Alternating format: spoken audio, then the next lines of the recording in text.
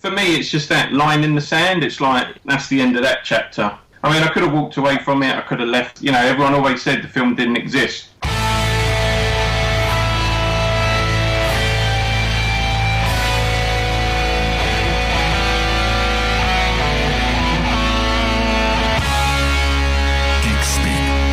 Definitive 365 cut.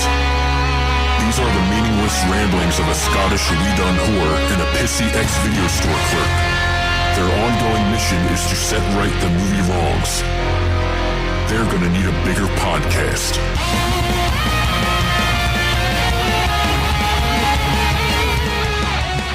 Hello everybody and welcome to episode 116. Did you feel that echo there? 116. 116. 116. Yeah, welcome to episode 116 of the 365 Flicks podcast. Stop checking yourself out. I've been checking myself out quite a bit. But yeah, we're back and this is an indie talk. This is an indie talk that we have had coming for a while now. Yeah, it's been on the boil. It's been on the boil. Mr. Paul Knight of London Knight Productions, director, writer, editor, sound guy, sings the theme tune, writes the theme tune. He certainly does. This guy does everything on his movies. He's very, very talented, which is quite amazing considering he didn't go to the conventional school of film. Yeah, I like that. Yeah, I love the way he's done it. Yeah. I love the way he's done it, and we will get into that in a little bit. But we got a couple of little things to talk about. So Ethel. Yes. Yeah. Did you see Professor Green on Lorraine? I don't watch Lorraine. Why not? Because I've got a job. But I saw a clip of it. Yeah. Yeah. He was cool. You know what, man? Like, he's cool. I didn't realise he's had a bit of a time with it recently. I didn't know that. But yeah, he's had a bit of a time with it recently, and he was talking about it on Lorraine, and I felt really kind of like, oh, Professor Green. You know? But yeah, Ethel is, I'm sure it's tomorrow is the last day of filming. They were doing 3 days, wasn't it? Yeah, Wednesday, Thursday, Friday. That is looking great. They've been doing a great job. Seen a lot of pictures of Miriam Margolyes getting put up there. Yeah, I'm going to be in tears watching this movie. I know I am. I think you will be. And we did get an invite down to the set today. Man. It was like, Blue Kids, come down now. And Trish was kind of like, just get on the fucking train. But we couldn't. Yeah, I know. But that's one of these things, isn't it? That's because we just came back from a movie set. And work and bills to pay. And, you love working though. Let's have a cheeky little talk about stairs. Stairs? Yeah, stairs. We made a set visit down to see Tom Payton's new movie Stairs. Which was awesome. Oh, it was awesome. And everybody, keep an eye out on our YouTube because we have got a video that is gonna go viral. I am telling you. Chris and myself, but mostly Chris, made his acting debut. Mm-hmm. Yeah. What do you mean mostly Chris? Well, you overacted, to be fair. I overacted. How dare you? Well, when you face plant the ground. That wasn't acting. Oh yeah, that was the rehearsals, dude. So yeah, we went down on the set. We got to meet everyone down there. Saw some familiar faces in Samantha Schnitzler, and Toby Osmond was there. So that was cool. I've already hooked up a few little interviews we're going to be doing because you have you? Oh yes, I have a few. I will show you the messages. We're going to be doing a proper episode on Stairs on our set visit. Stairs. In probably a couple of weeks. We're going to wait till everybody's finished wrapping. Wait till I'm healed. Yeah, till you're healed because you've got a cracked rib.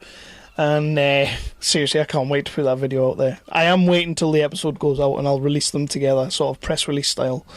And we got to be extras. We did. Badass. That was pretty cool. Yeah. Apparently, well, Tom said when we went there on the Sunday morning that they put the night filters over it and everything, and it looks fucking sweet. So. Yeah, I can't wait. Yeah. Extras, dude. Apparently, I was awesome. So you were awesome. I've got a video to prove it. Yeah, you were. Fuck yourself, bastard. You've been framed £250, I believe. Is that still going? Definitely.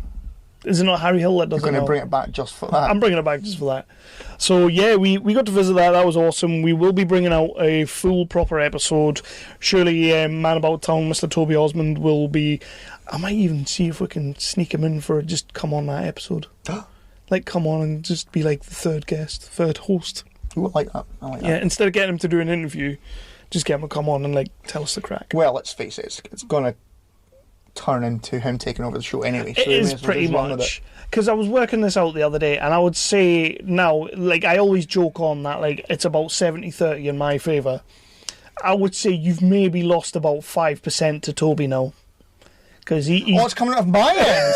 It's not coming out of my end. So you're Mark Zuckerberg and me, you motherfucker. But yeah, that was Stairs. Ethel is done. They are currently filming. It'll be finished soon. It's looking great. I'm absolutely loving what they're doing down there. Keep an eye on all the videos and the pictures on the Instagram and everything. So that's looking fantastic. And Mark Zammit has officially wrapped on Homeless Ashes. That's cool. They had a big 9-day block. They got through that, and so now is, I think it's like 1.5 to 2 years passion project. Is like he's done it. Yeah, it must be a nice feeling. I'm not gonna lie, I'm buzzing for the lad. Like I can't wait to see what they're coming out with. And this is one that, and I've mentioned to Mark a couple of times that we've been following a lot of projects over the last couple of years, and this is one I'm really, really excited to see. I'm excited to see everyone's, but this is one that's like, it's a huge passion project for him. Really, really buzzing to see that. But that's all their pimpage. We're going to get onto the interview in a second with Mr. Paul Knight. Would you like to do our pimpage first? I'll do some of it. I mean, it's been a good 6 months since you did it. Try not to faceplant. That's not going away. Try not to trip on your pimpage. Ever. It's not going anywhere. No. You know what it is right now when we're talking about it, there's no real context, but when that video goes out, and it will go viral, I'm thinking... Well, to be fair, most of the people listening to this, you put in that fucking group chat anyway, so... Yeah, I can't believe good friend of the show, John Roughhead, I say good friend, he probably never listens, but John Roughhead made like a 3-second gif, like, instantly. Well, friend is a strong word. He is ginger. So he is ginger, yes. Yeah. But we won't hold that against him. Yeah, we probably will. Yeah. So, do the raw. Do the raw. Do the raw. Mm-hmm. Yeah, well, we want people to look for us on the Facebooks and the Twitters by searching for 365 Flicks Podcast. Don't forget to like and share and follow and all of those awesome things. You can also find us on Apple Podcasts or iTunes or wherever the hell you call it now.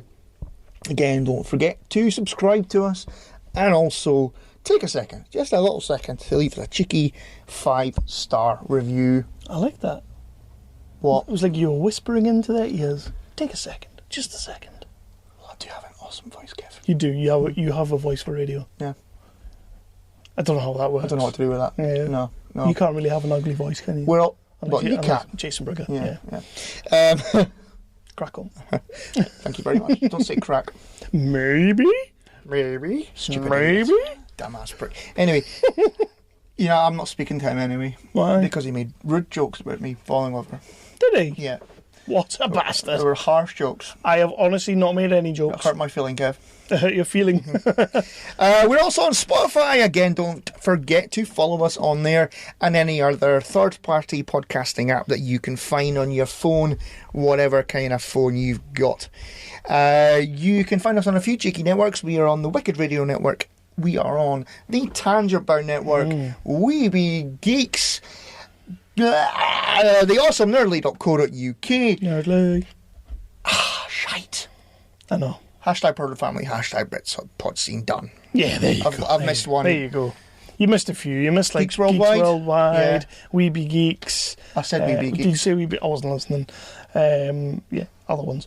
But yeah, so the interview coming up is with Paul Knight. Paul Knight, you may know him from the movie Landscape of Lies, which has just come out on digital and VOD, like all your streaming services, iTunes, Apple, all those different services you can go to.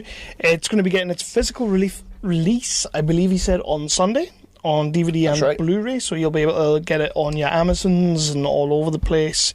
I recommend you go out and find it, because this is a movie that's been a long time coming. There's a story behind the movie that we didn't really want to get overly into, because the guy is moving on from that. Like, he's drawing a line, he's got other projects that he's getting on with, and he deserves to just have a line drawn, and that's what we're trying to do here.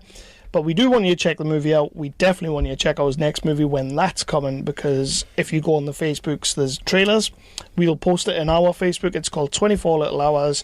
Stars Chris Johnson, Mark Bannerman though. Mm-hmm. Gianni. Mark Bannerman's in there, Danny Midwinter, Andrea McLean from the old Loose Women's, all in landscape, and 24 Little Hours has some recurring guys, but also our good friend Chris Johnson. Yeah. But yeah, the interview is in progress. We love talking to Paul. This has been a long time coming, and a shout out to Paul's amazing wife, Dianne, who is like the biggest social media promotion person, guru. Mm-hmm. She's great at that stuff. Also, if you want a bit of a laugh on this episode, if you want to do a cheeky drinking game, every time Kev says this has been a long time coming, take a drink. Well, now I'm going to edit all them out, so up yours. Just because you tripped on thin air. Interview in progress. Brilliant.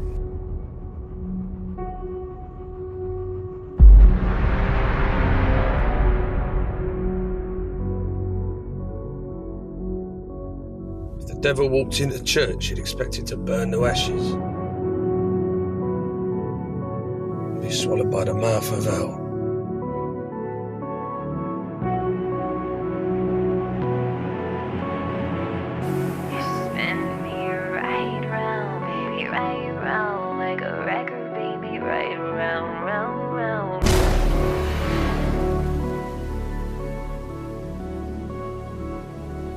Someone better warn them that we're coming. Death is coming with us. Yes, on this week's Indie Talk, we are chatting with Paul Knight, an ex-nightclub doorman turned director, writer, producer, editor of a 2011 movie called Landscape of Lies. A movie that was, it was to be your big break. However, after an intense 4-month production, coming in 16 grand on the budget, dipping into your own pocket, you'd soon find that there was a little bit something else going on behind the scenes in what is, at the time, one of the biggest movie industry, I suppose you could say, cons or frauds. 7 years on, Landscape of Lies has finally been released after a successful festival run with numerous awards, and you can now purchase it on digital streaming sites and physical DVD. And of course, with this out now, Paul has been able to draw a little bit of a line under the sand on that, and he's got his new movie, 24 Little Hours, which I believe you've just finished post-production, or you've got an edit of the movie now? I do. It was literally screened today in front of my hardest and harshest critic, which is my wife. Yeah. If anyone's going to tell me I've done something wrong, trust me, it's her. And it passed the Dianne test, so I'm quite pleased. Well, I've got a little bit of a shout out for Dianne in a moment, because that is one of the hardest working social media gurus out there. Oh yeah, the Facebook, the Twitter. Dianne is all over that. She's fantastic. Yeah, she Paul. You've cost got to me. keep her there. She ain't cheap. she charges some fees, but no, she's fantastic. And all on top of a full-time job, so I can never complain. You know what I mean? Nice. That's not too shabby. So, like I said, not to waste any time with Landscape of Lies coming out, Paul jumped straight on to his next project, which was 24 Little Hours, a movie which he shot in 8 days, which is insane, with a cast of 30 in 15 different locations, because, you know, when you've got the talent and when you've got the passion, you might as well make it a lot harder on yourself. So yeah, Paul, I could have done that, 4 people, 1 location. I could have went for that, but where's the challenge? You know what I mean? Well, why Reservoir Dogs it when you can, you know, I don't know, Les Mis on a grand scale in 8 days? You might as well go for it. But Paul, Mr. Paul Knight, it is it's fantastic to finally have you on the show. We've been talking back and forth for a little while now. How are you this evening? I'm good, gentlemen. I am very good. And again, yeah, it is nice to actually get this in the books. We have been talking for some few months now, so It was I got the Landscape of Lies. I believe it was yourself and Dianne who kind of sent me an email and all that. Would you fancy having a look at this movie and everything? And there was something in the back of my head. I believe I said at the time like that somebody needed to make like a documentary about this. But in the back of my head, I kind of knew there was something there, and then I got reading into it. But the movie's it's bloody good though as well, and it should have came out all those years ago, and it is a damn fine film. You know, for everything you had going on at the time and all the limitations put against you, you did a bloody good job with this film. And it's been a while coming, so I put the review out there, and it was like, let's get him on, let's talk about it, and then let's see what else he's got on the go. Honestly, this is fantastic for me. And I've been going on at Chris for a while about it. Yeah, I've heard all about the backstory of Well, thank you. You sound like the one and only fan of the film, but thanks. No, I'm not the one and only fan. No, I think there might be two of you. But no, it was, yeah, I mean, it was hard labour. Like you say, there's plenty written about it, there's plenty out there. I mean, we're not going to go into all that tonight. So. Giles Anderson, obviously. I mean, I don't want to drop in your competition, but obviously podcast filmmakers, Giles Anderson, he seems to think that I'm an inspiration for indie filmmakers. I think he's just flattering me up for Dianne's social media contacts. But it's encouraging when you hear things like that. No, I completely agree with him because, you know, as we said before we started talking, something like that would have set me back a good 10, 15 years, and I probably would have just walked away from the whole thing altogether. But you did, you got it out, and it's taken a few years, but it's here now, and that's got to be, it is an inspiration to indie movie makers, definitely. Yeah, I mean, obviously, I'm hoping what anyone takes away from it is just never quit. If you quit, you are a quitter.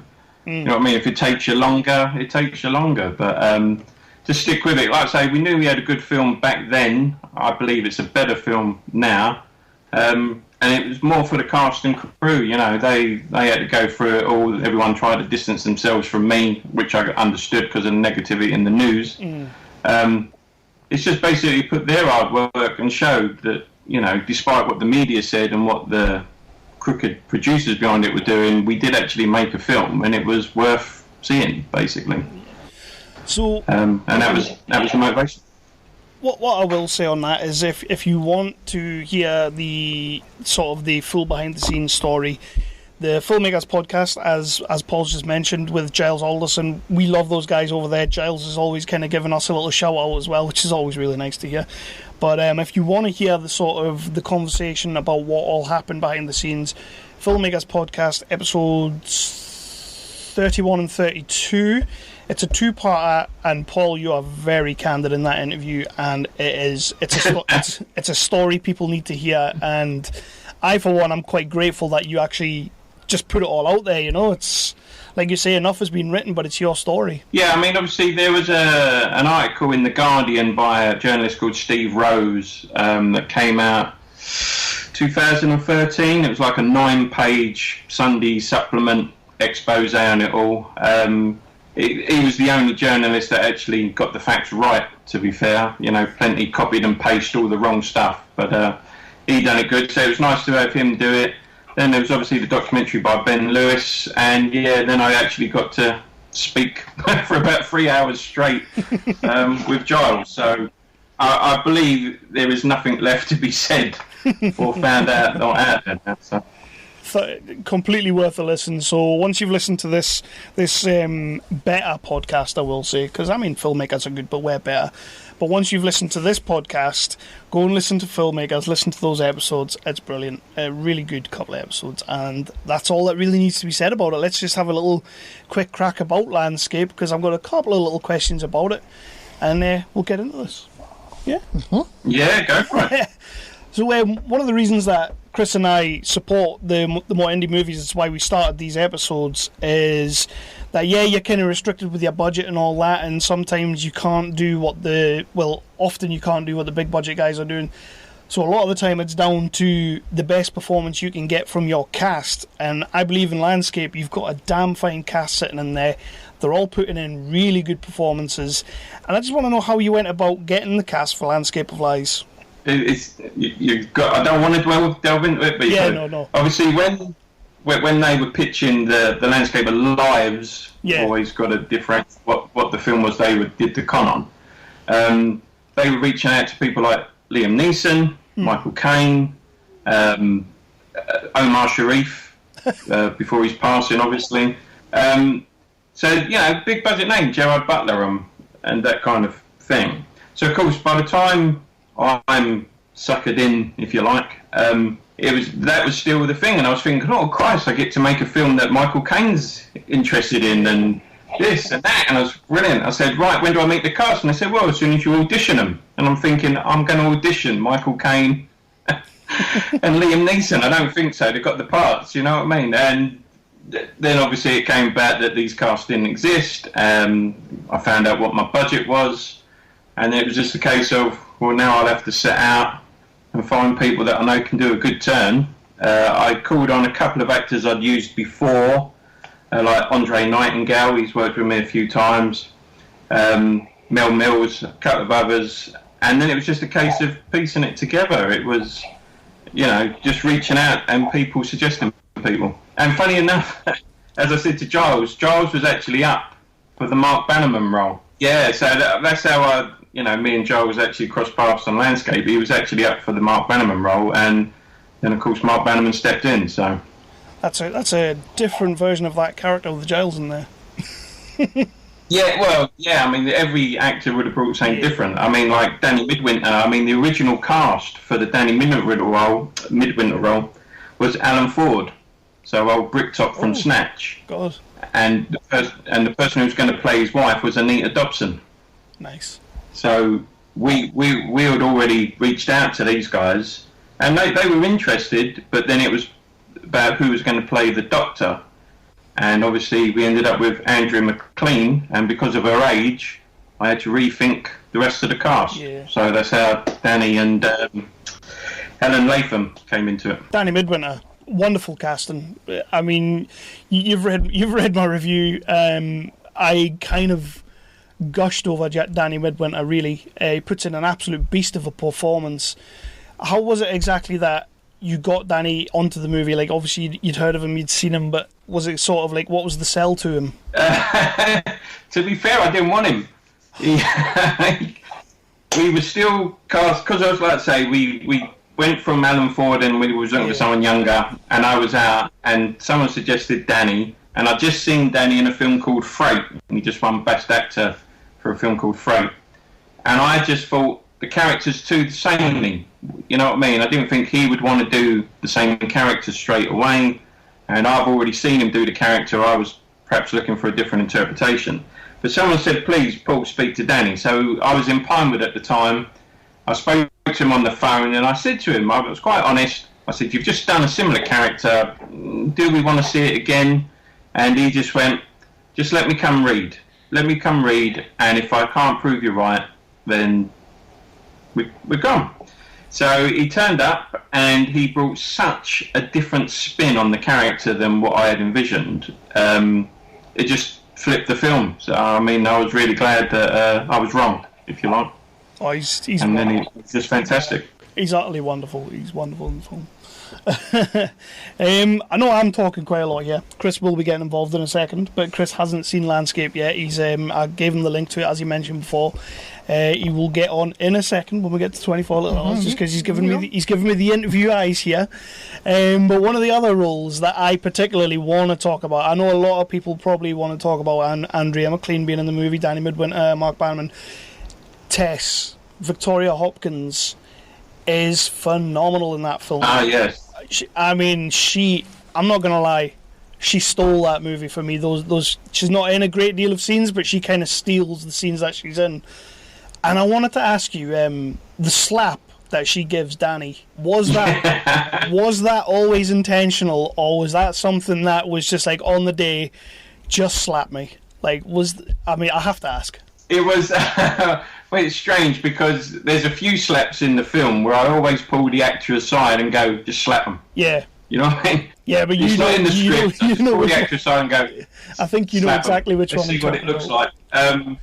So, like when Danny Midwinter slaps Danny Young in The Office, you can see where Danny Young starts to laugh just before he was about to say, what the fuck? You know what I mean? But it's all the natural reactions. Now, with that scene with Victoria, obviously, I said, look, Dan knows how he's going to play this scene. Vic, just go with it. Use all that actress experience you got. Just match him, go to him, toe for toe. And when it reached that scene, yeah, she just said it just felt right to slap him, and she slapped him about 9 times. So it was quite funny. But of course, in this cut, she kisses him. Yeah. Now that was a one take thing, because she tried in her gut, she thought she would kiss him. She kisses him, Danny pushes her away, and he went, "Look, I don't see the characters out. Let's leave that." And then we did the take a couple more times without the kiss. But for me, watching all the footage back when I was editing, it was like the kiss makes sense. But because it was only one take, it was like finding all the angles to try and make it look like it's more than what it was, because we only had one take of it. But yeah, the slaps were all not in the script. It was just what all the actors were feeling at the time, and it just seems that everyone likes slapping people by the you know what I mean? So turned into a set of EastEnders by the end of it. But no, like there is a lot of slaps going on, but that is the one that I was just like, when I watched the film, I was like, shit, she just slapped him. Like, and it's Danny Midwinter who, you know, looks like he can handle himself, and she went for it. I really enjoyed her role in the movie, so I just wanted to ask about that. As of this year, the movie's had like a really good sort of festival run. It's been picking up numerous awards. Out of the can, I believe it won 7 awards out of 9. Yeah, I think it won. I think we won 5. We was up for 9. We won 5 and came runner-up on 2 or 3 or something like that. And then obviously we had other finalists, and Saint-Tropez. I think we won about 5 awards there as well. So you're running high on that, and you think to yourself, time to make a movie in 8 days. Let's just go for it. So what can you tell us? I keep saying it because to me that just sounds mental. It does sound mental. A full feature-length film in 8 days. Just go for it, man. Yeah, it was.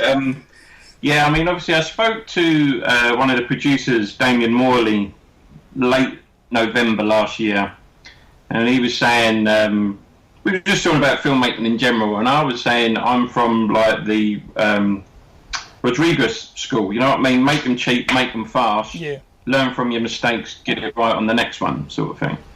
And he said, well, how fast can you make a film? And I said, well, I reckon I could make a film in a day, but it would be 3 people in a room. You know what I mean? Yeah. And it was like, well, people are doing them. What else can you do if you didn't do it in a day? So I was like, I said, well, I've got an idea. I said, I reckon I can shoot it in 7 days. And he said, okay, money's on the table. He said, then I'm putting the money up. Let's see if you can do it in 7 days. So I thought, okay, challenge accepted. So obviously I wrote the script and everything, but because there's some action scenes in it and that, it was like, okay, I can do it for 8 days for the budget. And he said, great. So we sat down in December, and it was me, Damien, Danny Young, and we said, right, we're going to crack on with this film. I said, I want to start it in January. And like we finished literally January the 31st. So it was, we laugh about it because it was 8 weeks from discussing it as an idea over a cup of coffee to it was wrapped and in the can. So it was 8 weeks in total, and obviously 8 days to shoot it.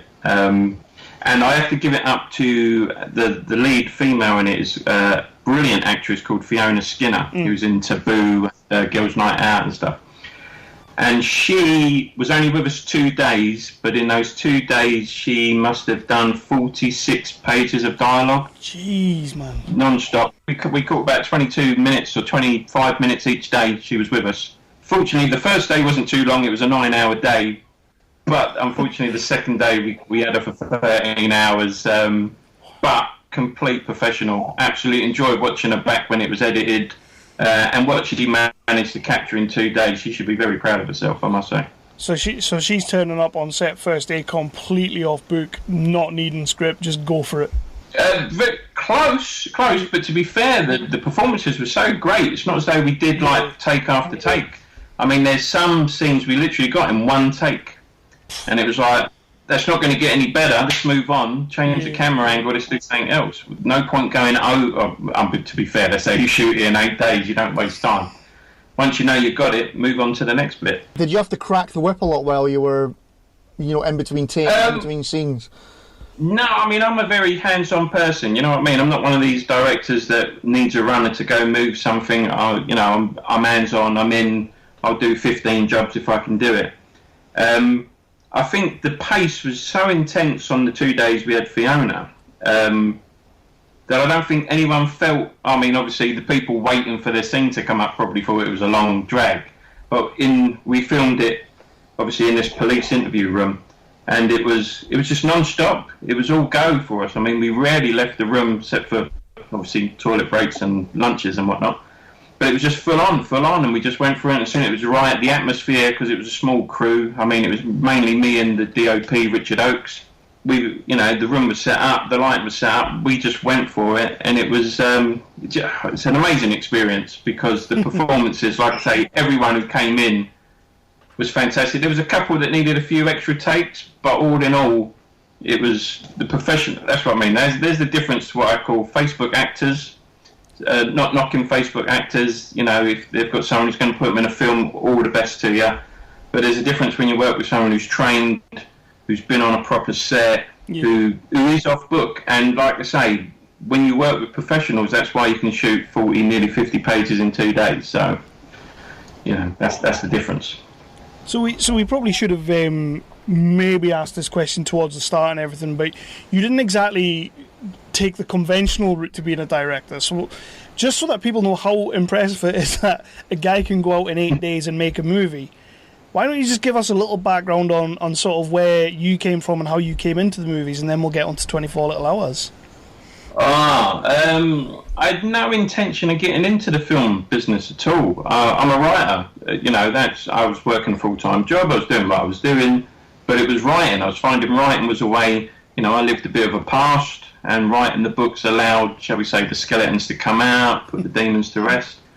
And it was because I was writing, and at the time there was a big spate of, shall we say, people from my old life that were writing books. The football hooligans and the drug dealers and all of it.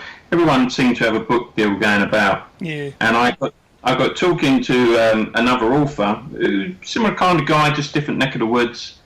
And he always said they were going to make a film of his book. And I was like, Mike, that's fantastic. I had no intention of that, but to me that sounded big time. You know what I mean? I wrote a book and now they're going to make a film of it. But every time I saw him over at this 2-year period, I would say, how's the film coming? How's the film coming? Oh, I've been ripped off by this guy, and this guy's taken this amount of money, and this promise fell through. And every time I spoke to him, there was another freaking scary sub-story. So eventually he brought out a sequel to his book, and I was at his book launch, and I just went, how's the film? And he went, it ain't happening. I need this, I need that, I need £1 million, blah, blah, blah. And his book launch was on a Friday, and I went, what a load of crap. So on Monday, so over the weekend, I went, I'll show you how you're going to make the film. So I went out, I wrote a script. On Monday, it wasn't me, I got a director in. I said, look, I want to make this film. I don't have much cash, but I need to prove to this other guy, you don't need £1 million. And within 2 weeks, we was making our first feature. I mean, it took us, don't get me wrong, it took about 19 days. And it was a complete and utter disaster. Well, no, I take it back. It was full of my friends, so you would say it was Facebook actors before Facebook. Yeah. And the film was interesting. It was, it was great experience. The audio, we entrusted some sound students that said they'd been trained, and when we listened back, obviously they hadn't been trained. So we could never bring the film out unless we ADR'd the entire thing. But it was from there that obviously the guy with the book went, because we got him involved and everything else. And I went, that's how you make it. All right, sound aside, we didn't know the sound until the edit. I said, there you go. Hardly any money. We've just made this full-length feature, 90 minutes, I don't see what you need. And that was my attitude then. So I started looking more into it. And then I did, everyone was saying they was going to the big film schools and the one up in London, where obviously the director and the camera guys come from. And I thought their attitudes are just wrong, because this industry, what they're taught and the reality of the industry is two different things. So I attended a 2-day, it was called a 2-day film course by a gentleman called Dov Simmons. And he was the same mentor, guru for Quentin Tarantino, Chris Nolan, and that kind of ilk. So it was like, well, these guys are going out at the time making the films that I enjoy watching. So, and he just broke it down, and I'll never forget what he says in the course. He said it's called show business, not show art.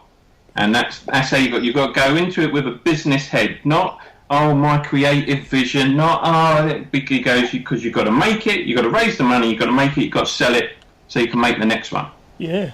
And that's the approach I took. And then we was doing stuff, we went straight in, we made another film, The Fear. We made another, we was filming another film, 10, but the investor pulled out halfway through. And that's when, obviously, Landscape came up. So it was like, I know I can do something. I can stretch a penny into a pound. Mm-hmm. I know I don't need loads of times. I don't need months and months. But this was it. I mean, for the budget, I mean, I was given 100K, and the budget was like, oh, just do what you need to do. Yeah. And it was a brilliant experience because you was doing all the deals, all the handshakes, getting everything done.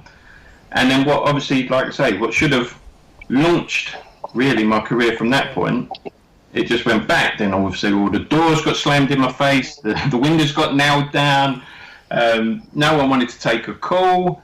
Then obviously the court case came up, the news hit. But then what I started finding was plenty of people would then talk to me behind the scenes. A lot of people that was, a lot of producers, a lot of distributors, a lot of actors, they all knew the story was interesting. But everyone would talk to me privately. No one would ever publicly say, oh, I had a coffee with Paul Nile. And they would come to me, and then people was like, oh, I think I'm being ripped off. And then I had to discuss things like the SEIS and the EIS and how investment works. So a lot of people were coming to me with tax questions. So it was like, brilliant. But because I never asked for anything in return, over the years, those favours, people realise I'm for a crooked guy, I'm quite honest, to be fair. You know what I mean? It's if I can give you an answer, I won't charge you for it, because I would hope that when someone comes to them 10 years down the line, they'll help someone. Yeah, man. That's the way I see it. Pay it forward. But then it just kept building. Again, slowly. It was only until Landscape I said, right, I'm going to put it into the festivals. I could have changed the name of the film. I could have done all sorts for a fresh start. But I thought, no, let's go for it. And it picked up a load of momentum. People started talking to me, and then it was just a case of, if you was given the money, because obviously, the old adage, it's you're only as good as your last film. Well, my last film was obviously that. What do you want to do? And that's why 24, it was a case of, well, let's not make a big thing about it. Let's get 24 done, because I want then 24 to be my last film. Let's go do another film after that. So, you take the approach of, I don't have large crews. I don't believe someone should have 15 assistants. I don't think the guy who fills in the clapperboard has to have an assistant. I can't see why, the script supervisor's only busy when you say action. They can do stuff after the word cut. This is what I like working with, multitaskable people. And you just cut it down. You don't go for all the faff. If a shot ain't working within 4 takes, change the shot. Yeah. And that's how we went. It was just a case of, if you're not getting it right, you're never going to get it right. Let's just change it, go for something else. Is the dialogue not working? Let's change it on the spot. Let's not go away, set up another day of shooting, bring you back. Let's do it here and now. It takes 5 minutes to get a pen out to find something that works better. And that's the approach. I mean, would I do another film in 8 days? To be honest with you, I would. Would I rush to do it? I don't know. Perhaps 10 days on the next one, unless it's 4 people in a room. If it's 4 people in a room, not a problem. But it's sort of... when you're trying to show there is a world outside, perhaps a couple more days, just to make it a little bit easier on me. Yeah, take it easy. Take it easy on the next one. It is pretty refreshing, though, to hear how you came at it, because you do hear a lot of people saying, I need this, I need that, it's got to be done right, I have to go here, I have to do 2 years at film school, I have to do this, I have to do that. And you were basically like, you know what, I know I can write something, I pretty much know I can do what I need to do, so I'm going to take your challenge and I'm going to make your film, and there you go. Like, it's refreshing to hear that, because you don't really get told that No, you don't. No, you don't. And it's good, you know. It also has to be the most extreme case of proving a point that I've ever heard in my life. Yeah, I'll give you that. I'll give you that. Obviously, you've had the experiences before with Landscape and the other movies that you'd made before. How different for you? Obviously, you've given yourself the challenge of 8 days, but how different were your experiences on 24 Little Hours? And sort of, I'm assuming the sort of bittersweetness of making a movie is kind of, it's gone away a little bit. You're doing a project that you're really going to be happy with, and like you say, you just wanted to get your next movie done. So how was your experience on 24 Little Hours? Yeah, I mean, obviously, you know, I got to say it was my story. Landscape was like an adaptation of the script they had, so it's a different thing. So because it was my story and I knew what the challenge was, obviously I wrote the script in a way that I knew wasn't going to stretch. You know, it wasn't, although there's loads of locations, loads of setups, I knew what I'm capable of. I know what pace I can do. I know if you get rid of the frilly extras, you know, you get rid of the distractions, it can be done. And again, I called on people that I'd worked with before that I knew could do it. The DOP, Richard, this was his, although he was working on features, to be fair, this is the first feature he was on and it's wrapped. You know, he's been doing some great work with Mark Zammit on his passion piece, Homeless Ashes. Looks amazing. I mean, I did a few days on his set for him, just doing some ditting. You know, I'm not precious about what role I do if I'm helping someone out. And the whole project looks amazing. I mean, it's a 2-year, it's fantastic. But like I say, it was Richard's first one. First time I'd worked with Richard. Could he handle the 8-day pace? I'm sure he'd be quite honest after a couple of beers that he couldn't. But he did amazing work. And like I say, we watched, like I say, I literally finished the edit earlier today. And what's captured is just fantastic. So I guess if you're coming in with the right mindset and the right plan, well, I say right plan, and we didn't even plan, we was just lucky. If you write to what you know you've got access to, so there's no point writing a script for a spaceship because I don't have access to a spaceship. Yeah. But I know I've got access to an office. I know I've got access to a warehouse. I know I've got access to a nightclub. I know I've got, you know what I mean? You write to what you got in. You make your phone calls. Everyone's like, bang on it, Paul. Let's do it. And like I say, I was just fortunate enough that the entire team involved was as enthusiastic. Because, you know, it wasn't just me that's made a film in 8 days. It's the actors that's made the film. It's the cameraman. It's the sound guy. It's the, you know, makeup girl. It's everybody has been part of making that film in 8 days. So, I mean, you know, it's not as much as I'll pat myself on the back and take the credit. It was a village, if you like, you know what I mean? And everyone pulled their weight, so you can never ask for any more than that. Without giving too much away, what can you tell us 24 Little Hours is? What's the movie about, without giving too much away? Whoa, trade secrets. It will surprise people, especially the cast, because no one ever saw the full script. Obviously, the cast don't even know what the film's about because they didn't have the full script. Yeah. Because half the cast, because they had no relevance to the other scenes, I never saw the point of giving them a full script. So neither side, because there's two stories. There's a story of a police investigation, which is headed by Fiona Skinner's character. And then there's the story of revenge for Chris Johnson's character, who goes on this killing spree to avenge his sister. And obviously it's the detective's job to find out the motives behind why these killings happen. So neither of them know the entire film, so it always makes you laugh because both sides were reading the scripts and just went, is this a short? Because obviously their scripts are only like 40 pages long. So it's like, no, you know, trust me guys, when it comes together I know what I'm doing.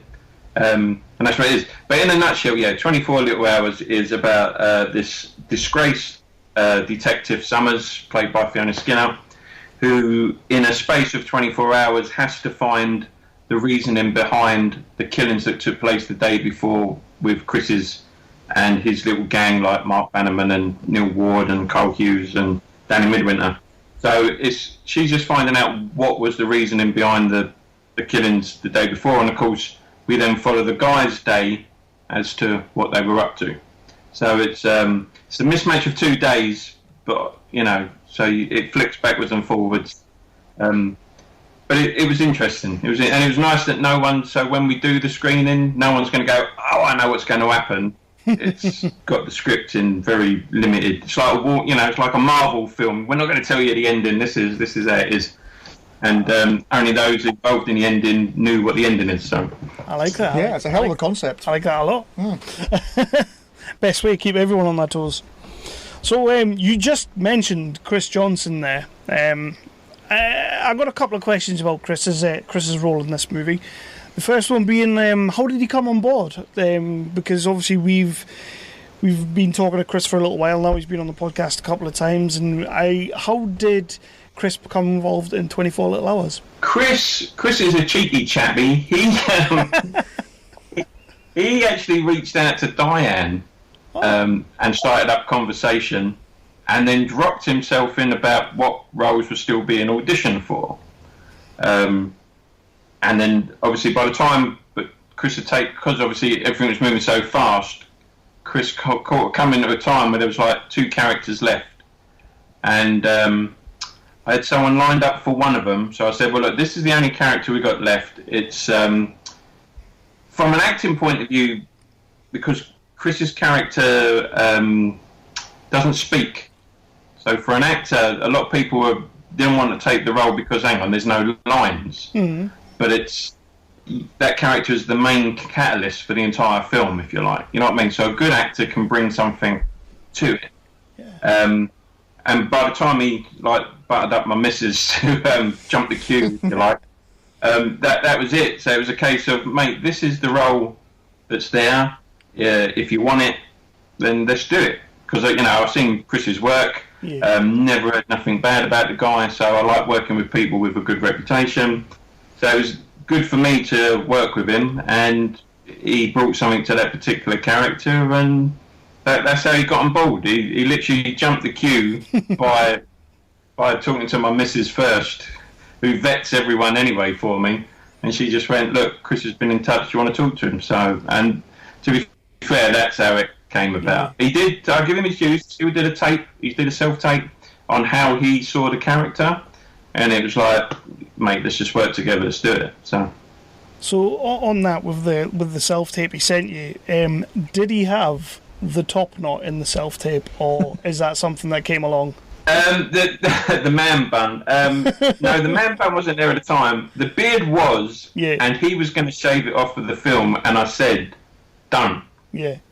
I like the look. And to be fair to Chris, I said, look, the character's yours, how you envision him, this is how we do it. But he did ask me, can I shave the beard? I went, no, I really love the beard. It adds something. And he did come to me with 4 different hairstyles, and he said, I'm going to get my hair cut. Which one do you think suits the character? And I was like, well, all right, this one's a bit hipstery, this one's a bit that. And I believe it was his girlfriend or his wife or whatever turned around and went, you should have your hair like this.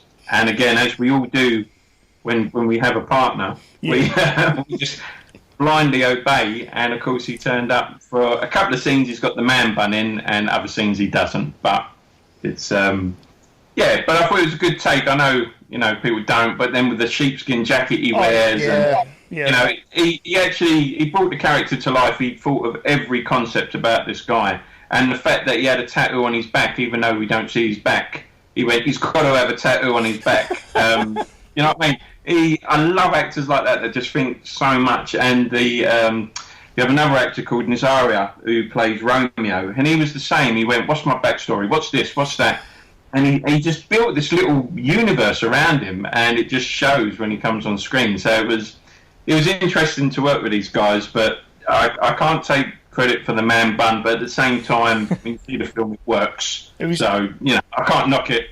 It was just so funny because, like you say, the sheepskin coat, the beard, the man bun, it all kind of works. But when I first watched the trailer, when you guys released the trailer, I kind of messaged Chris straight away, and I was like, what is with the man bun, Chris? What's going on? Well, we spoke to him on the Road to Infinity War not long after the trailer came out, and that was the first thing we asked before we got into the Marvel movie. It was, what happened with the man bun? It is just one of those things. Don't make too much fun. He's going to make me digitally rub it out now. But you, like you've said before, you have like a quite a big cast of familiar names. The likes of your Danny Midwinter's is back, Mark Bannerman's back. So, is this can we see this sort of trend with you? Kind of a lot of directors like finding who they like, and are these guys going to be popping up again? Do you think? I'd like to think so. I mean, for me, you can tell by who was in this film who stood by me during the landscape stuff. Yeah. Because there's a lot of names connected with landscape that came back for 24 for me, and obviously there's a lot of names that didn't. Yeah. So I'll just leave it as. Oh yeah, that. I think that's all that needs to be said. Yeah. So these guys came back. So wanting to work with them again was always high on my agenda. The fact that they wanted to come back, even better.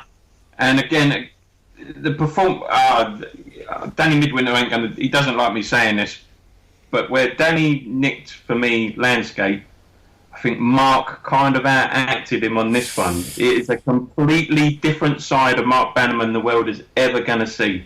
He has matured so much since working with him 7 years ago. And I know that's weird to say considering he's a man in his 40s now, but his performance is just stunning. And the character arc that he's got, it's just fantastic. I just, like I say, I do the edits, I watch it scene by scene, and I just love watching back his scenes, especially the scene he does with Fiona Skinner. It's just intense. It's really good. Nice. But would I work with him again? Yes, I would work with again, because these are the actors that I can phone up direct. Yeah. You know, when we're going for other actors I don't know. You've got to go through their agents, and the first thing they say is, "What did you do before?" So, you know. Yeah, but now we've got this. What are you doing now? And every time I turn... And we had some great names come forward. I won't say who because of their agents. I can't stand agents. But they came forward. But as soon as you turn around and went, mate, this is a great script. This is da-da-da. I said, yeah, I'm going to shoot it in 8 days. No, go away. No one can make a film in 8 days. And that's why the agents made them pull out, because they couldn't understand how it can be done. I mean, even Fiona's agent, there was a bit of haggling to be done because they just couldn't understand how it was. But of course now Fiona did 2 days. Whether she'll ever do it again, I don't know. But she came on set and just, like I say, breathtaking. And it's so that's how we get. So I'm hoping if we get good press with 24 that people might change their attitudes with indie filmmakers. You know, not everything is a 30-day shoot. Not everything has a trade.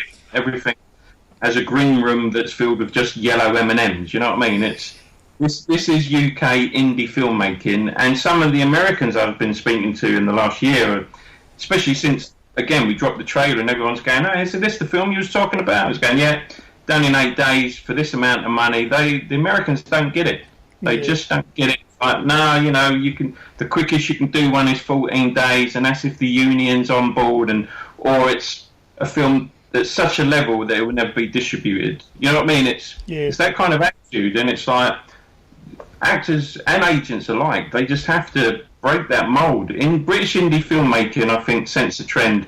We're not Bollywood. We don't knock them out as fast or as expensive as, say, you know, the Asian market, but I think in terms of creativity and making the most of the money you've got, UK's pretty strong in that area, and I think more actors have to realise that.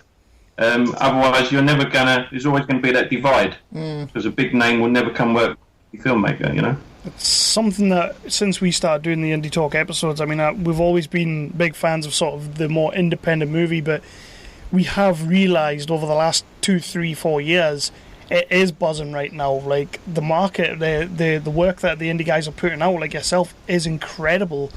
And we've mentioned Richard Oakes a couple of times already, but if what he can do on your 8-day shoot, and the way that trailer came out, it looks insanely gorgeous. He's got an insane eye on him, and like you say, with the whole Mark Zamet's project, I'm looking forward to seeing how that comes about, because he just seems to be able to do something really special with the camera right now. Yeah, and I mean, when you look at, obviously, he uses the Blackmagic 4.6 Ursa Mini, fantastic camera, but it's no different. Or the capabilities, it's no different to what Hollywood's using. So that's why I don't get the mentality that, you know what I mean? They would rather use a camera that has great big fancy Alexa or Red on it that seems to take 4 people to operate. Someone's got to do the focus, someone's got to push it, someone's got to hold up the camera guy's back, and the other one's got to make him tea and all sorts. And it's like, well, no, mate, use a camera one person can operate and you're getting the same quality. You know, it's... I just don't get the mentality, but then I guess that's why I'm making films in 8 days and shooting them in 8 months. Do you think it's like a tradition kind of thing? Like, this is how it's always been done, this is how it's got to be done? I mean, it's like going back to what I said about film school. You know, I talk to people that go to actual film school, and what they're taught doesn't relate. It's true, yes, when you leave, you should do this job. And when you're on a set, there should be 15 of these people, and there should be 19 runners, and the director's got an assistant, and the assistant's got an assistant, and everyone's got a job. And when you ask them to do more than one, they come out of film school and they go, well, no, that's not what it's want. And then, of course, they want top day rate. And it's like, well, hang on, you've done nothing. You've got no experience. You've spent 40 grand to do a 7-year course, and all you've made is 2 shorts. And now you want to come onto my set, and you've got demands. And I've worked with a few, like people like that. And that was when I just dropped him. It was like, mate, I don't care what your education is. If you can do the job, let's work together. You know, but everyone, I attended this film school, and it's like, no, the curriculum you're being taught does not work in the real world of British cinema. It may work in Hollywood because they have the money and they have the infrastructure, but it certainly doesn't work in the UK. Yeah. We have heard something similar to that before, haven't we, on one of the indie talks, where I think, I can't remember who it was, but he said, we went to film school to study making a film, but they ended up watching movies. Yeah. So they ended up studying other people's films, rather than learn how to do their own films and put their idea in front of the camera. Yeah, seems to be the way, but right, and that's it, and that's why a lot of films do look like other films, because for that very reason, they're literally copying the guy or the girl. You know, I shouldn't be sexist there. They're copying the filmmaker that they've had to sit down for a whole year and write theses on and all the rest of it. And that's why it's got to be that. And all you're doing is making carbon copies. No one's going out making their own mistakes and then going, oh, okay, you know, and becoming their own person rather than just a mini someone else. Yeah. Whereas in your case, somebody said you couldn't do it, and you said, do you double dare me? yeah. If I'm just waiting for someone to tell me I can't walk to the moon and, you know, I'm going to set them wrong. Give me a year, I'll find a way. I do like that. I like that. But so we got a little question from one of our regular listeners, and he's been on the show once or twice. And he asked if without giving too much away, because he's apparently sitting by the phone, maybe or maybe not be waiting for your call. Is there maybe going to be a 24 Little Hours 2 or? I'd be honest. Recently, and I say recently as in the last, funny enough, 8 days, we have been approached by someone who liked our approach to making the film and has discussed a possible part 2, part 3. Nice. Well, that little birdie who I will not name here, but I think everybody knows who. that can be, cool. Sounds awesome. So that's but you know, it's, I wouldn't mind. There's again the drawback to making a film so quick and in 8 days. There's a few not loose ends, but there's other avenues I'd now like to explore in a sequel that perhaps got missed in the first one. A bit more about each other's character. Let Chris talk in the second one. So you know, it's an interesting concept to be able to return. But at the same time, I don't want to be known as the 24 guy. Yeah, no. You know, there are other projects, but I'd be lying if I said I am not seriously considering doing part 2 and 3. Awesome. It's got to have a franchise. Oh, yeah. But, yeah. so I can sell it to Hollywood and remake it for $40 million. You know Exactly. in 12 days. So 12 days. 12 days. Give yourself a bit of time. So other than that, other than 24 Little Hours, which we've seen the trailer for, we love the trailer. The trailer looks great. What else do you maybe have in the pipeline? I've saw on the London Nights Productions page, you've got Deacon and Old School, and if I remember, you made a comment about a sci-fi movie you were looking at or working on. Yeah, so obviously, when I teamed up with when Damien came to me, there was a bit of a film fund, and what I said to him was, I don't want it to become the Paul Knight show. Yeah, you know what I mean. It's lovely meeting a guy with money. Don't get me wrong, but I don't think every film needs to be my film. So I said I would like to give other filmmakers the opportunity to make their first feature. If they've already done a feature, if you failed, then something's wrong, and if you've succeeded, you don't need to come to me, sort of thing. But I've reached out to people and said, look, I've proven it. So anyone who tells you can't make a film in 8 days for this kind of money, that's still insane. You're not the filmmaker we're looking for. I've already proven it. I've put it there. I'm an old man, I turn 50 next week.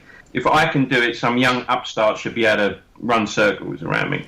And we threw that offer out at strangely enough, the London premiere of Landscape. People were in the audience, other filmmakers. I put it there, and they were quick to come bite my hand afterwards. But not one of them has managed to follow through, because suddenly it's, oh no, I need £100,000. I can't do it in this amount of days. All the excuses, and it's like, then don't worry about it. So there are others. We are looking to back 3 new filmmakers that are out to do their first feature this year, all going well. They done the script, they've done their schedules. One of them is Deacon, strangely enough, which is a sci-fi film. Nice. There's a sci-fi horror in the mix, and then there's a complete horror by the end of the year. So it's 3 different teams, 3 brand new directors that will be their first feature, and so I'm literally being a mentor and a producer on them for them. If they get stuck, just show them, this is the pace, this is what you need to do. And of course, while undergoing Old School, which is a trilogy, not going to be shot in 8 days. That's still a bit bigger. And of course, if it comes off, I'd love to revisit 24 again, part 2 and 3. So for me, I'm busy for my own stuff, but it's nice. It isn't just me, that we give other filmmakers a chance. I won't say what filmmakers took up the challenge and then failed, but there's a lot out there. There is a lot. And all I can say is, don't talk the talk if you can't walk the walk. It's simple as that. They should really be saying to you, do you dare me? No, that's great. That's all fantastic. I love the sound of that. The fact that, as you said earlier, you're paying it forward with people as well. It's great. You are talking the talk, and as Giles has said a couple of times, and he's right. You are an inspiration to the independent market. We need more people like that, and it's great to actually hear it, and it's great to see it. Yeah, well, I just like to say, I remember I didn't know nothing when I got into it. Anyone I asked, they wouldn't give away information free. They certainly weren't willing to take a chance on me. So if I can do it with someone else, I'm hoping in 10 years' time they'll do the same. And of course, when they win an Oscar or something, I'll get an invite to the red carpet. You know what I mean? Remember the guy who got you on your road, mate? Definitely. That's it. Turn the favour. You know what I mean? But yeah, I just think the youngsters of today, well, not just youngsters, but I think anyone who steps into this industry, especially in this country, because it's so underfunded, the support's only there if you've got the right school tie. I think for certain people, this industry is a little bit elitist. So anything I can do to help it out, I'll do. I'll always give someone time, some feedback on their script or their feedback on how to do something. Because I hated it when no one offered help to me, so I wouldn't do it to anyone else. Yeah, good on you, man. That's a hell of an attitude. It really is. That's an amazing attitude. Overly often either, do we? I do think that the British, indie market, sort of up and coming directors and what have you, I do think, from our experience anyway, Kev, that there is very much a sort of community spirit about it now, where maybe that wasn't there 5-10 years ago. Yeah, man. Yeah, it's the way it should be. It's totally right. It's the way it should be, and I wish it was more like that, and more guys like yourself, Paul. Definitely. So, what we're going to do is we've got one last little question that we like to wrap up the show with. But before we do that, would you like to let people know where they can get Landscape, where they can purchase it, and when we might be getting a little glimpse of 24? Okay. The Landscape of Liars is out on VOD at the moment, and I believe you can either get it through Amazon. It's shortly released on Google Play, iTunes, so most of your VOD platforms out there in the UK and internationally, I understand, definitely the US. The physical Blu-ray and DVD comes out this Sunday, and again, I believe, your markets, HMV, and again, or you can buy it online via, Amazon and whatnot. And that's that. I mean, that's all I know. It's in the distributor's hands. These are the dates I'm told, so they're the dates I can say. And like I say, if I appreciate anyone who actually not only takes the time to watch it, but actually spends their hard-earned money to buy it. So thank you. You know what I mean? But for 24, now that's done. We are literally now tweaking a couple of little bits. We will be looking to do a cast and crew and perhaps a review screening with certain people like yourself if they want to come down within the next 4 weeks. Nice. So, if you want to come down, we won't threaten you if you don't want to say something nice about it. But yeah, we'll have an open screening for cast crew, and obviously any reviewers that want to come see it, especially people that have supported us. That's cool. But that could be as quickly as early September. I will say, Dianne did give me like a serious case of blue balls earlier when she wrote that on her Facebook. She's like, oh yeah, it's looking great, and I'm like, oh you tease. well, that's it. I mean, she's my measuring stick, if you like. If she doesn't like it, I know I've got to go back and edit. I mean, with Landscape, I did certain scenes, I cut them a certain way. She watched them and went, change it, and it's like. Okay, it works for me, but she went, no, I didn't get this, I didn't get that. So I try and make the edit as universal as possible. Yeah. So, but this particular edit, like I say, it was the first edit. I was a bit nervous. Dee watched it, and she makes her notes, and they were so minimal. It's like, what have I done wrong? What have I done wrong to get it so right? So it's encouraging, especially, obviously, she's my biggest supporter, and she's my biggest critic. And if I can she says there's something there, then I know there's something there. So, but yeah, she's got first viewing on the big screen watching it. So it won't be long before others will. Nice. Good stuff. As quick as that. 8 days to make, and then it's nearly out. Yeah. So that's the bit I now need to work on. From the moment the wrap to the moment it's out. That's my next. Need to shorten that as well now. I'll do that in 8 days as well, I think. God.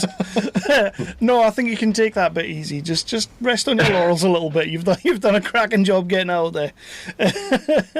I mean, I for one, personally, I'm happy to see Landscape is finally getting out there, and I'm happy to see that you've got your next film pretty much ready to go, and it's great because you had a bit of a knockback with that first film, and when I got the copy of it to review, I was kind of like, well, how's this taken all this time? Because it's a really good movie, and some performances in there that I really enjoyed. So for me personally, I'm glad to see that it's finally getting there and people are going to see it. Yeah, I mean, obviously although for the world it's 7 years, but for me, I only got from the HMRC, I only got the rights to the film back in late 2015. Yeah. So you've already dropped, like 4 years have gone past that. Obviously it was held as an asset in the court case. Yeah.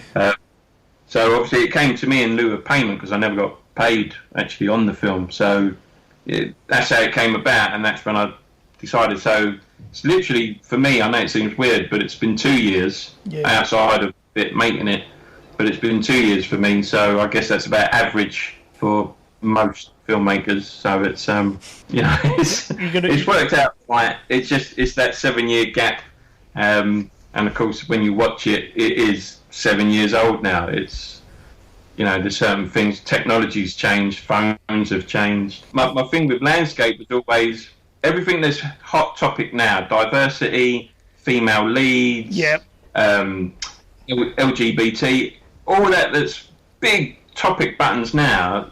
We had in our film 7 years ago. You know what I mean? It would have went under the radar because it wasn't big news then. But I'm hoping today people, when they see it, they'll, because it's current, which is weird as what it is, but take in mind that was stuff we was doing 7 years ago. And if it had come out 7 years ago, who knows what statement we'd be making with what film today. Exactly. So, exactly, man. Exactly. So we have one last question that we like to ask our guests, and I'm going to let Chris take this one. Yeah, this is the one that gets everyone. This is what we call 365 picks, and we ask our guests, if you could choose any one film to recommend to people to watch that they should watch before they die, what would that one film be, Paul? Oh, Christ, only one? Only one. Yeah, we said no curveballs, didn't we? Yeah, I didn't say that. We always throw this one out, though. That's tough. I can't pick just one. I would say a left ball throw. It's one of my top 5 films, and it's 50 First Dates. Adam Sandler and Drew Barrymore. I know it seems really weird for someone like me and the stuff I do, but I think from a comedy, a rom-com bit, the story, that's a film I will always, if it's on TV, I would sit down and watch it every time. So I guess for me, 50 First Dates. Is it? If I could pick 5, there'd be different films. But if you put me on the stop up for one, that's it. Or The Princess Bride, one or the other. Yeah. 2 solid picks. I know most people go for, but otherwise, I would have to be in trilogies. So it would be the Godfather trilogy, the Lethal Weapon trilogy. So no. But if it's one title off the top of my head, 50 First Dates with Princess Bride is a very close second. No, nice, excellent. Okay. That's one of the things we have been finding though. Like when we started it, I kind of thought, well, everyone's going to say like Godfather Part 2 or Schindler's List or the typical ones, and we have been getting some really left field choices, and I like that. It's good. Shows we have some creativity out there. You knocking my pick of Jaws? Yes, I am knocking your pick of Jaws. Bastard. Yeah. So, Paul, again, this has been fantastic. I'm so happy we finally got you on. I could probably speak to you for a lot longer than we have. Landscape of Lies is coming. Everybody can get a hold of that. 24 little hours. Sounds like we're going to be getting it a little bit quicker than we thought. And the next week.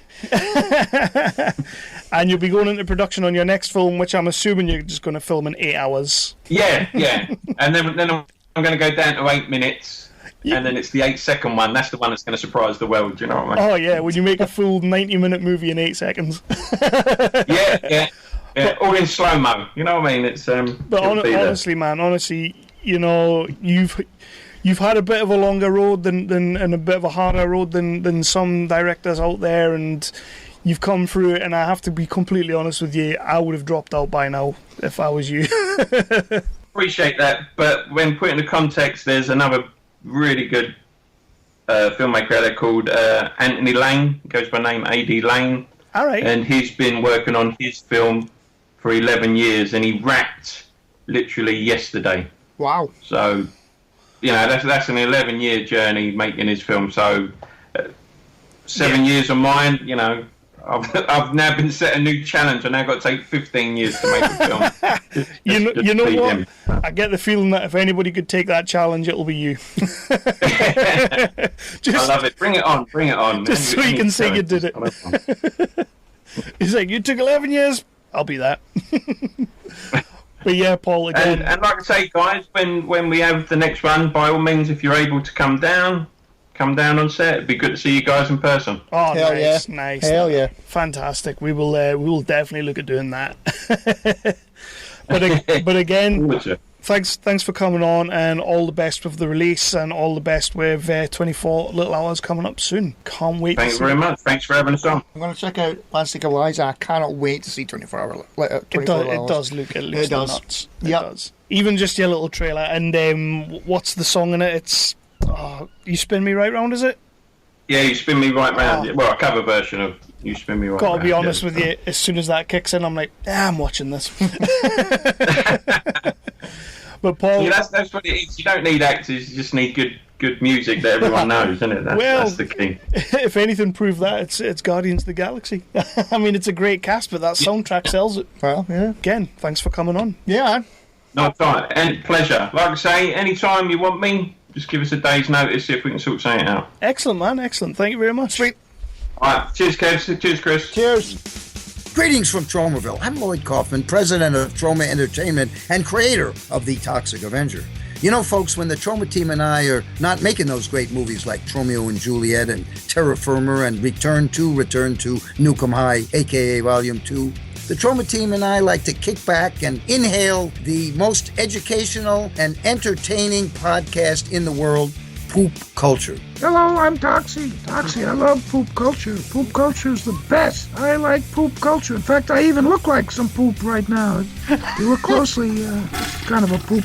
But I'm 70 years old and I want to blow my fucking brains out. So, honestly, I don't even know why I care. 1, 2, 3, 4. Poop culture, yeah.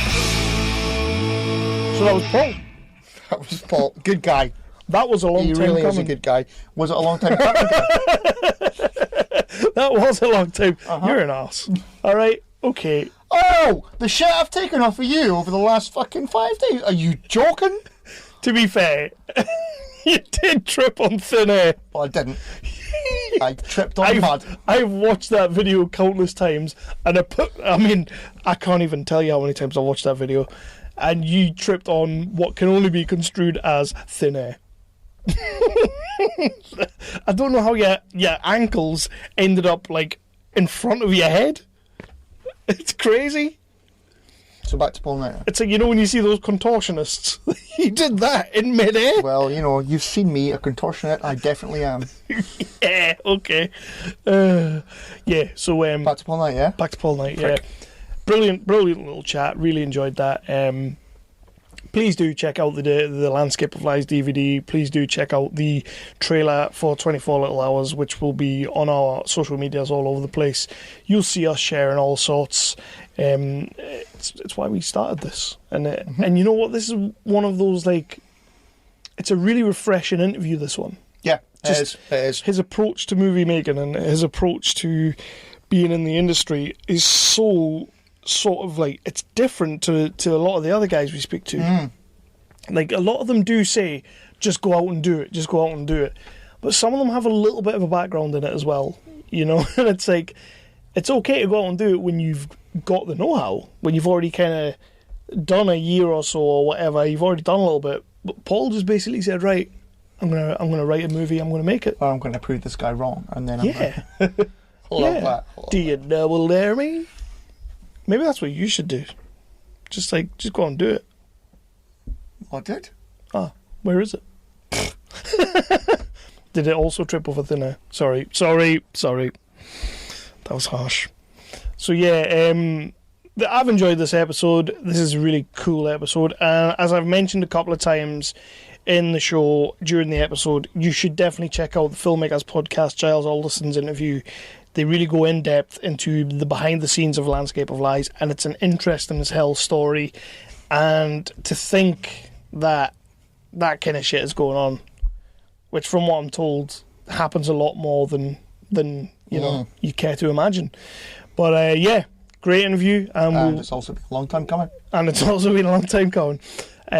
We will be back for our next episode, which will be a regular schmegular.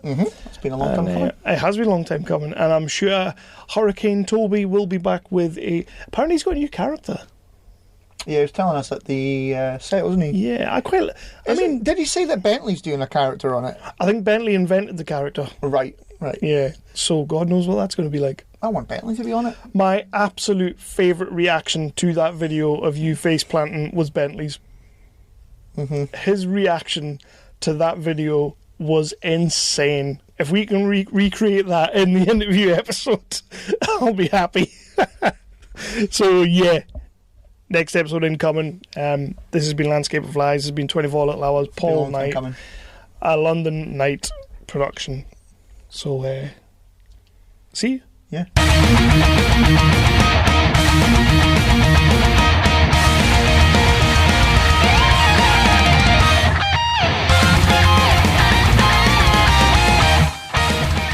Yeah, he invited us to sit on his next film. Yeah. That's becoming a thing now.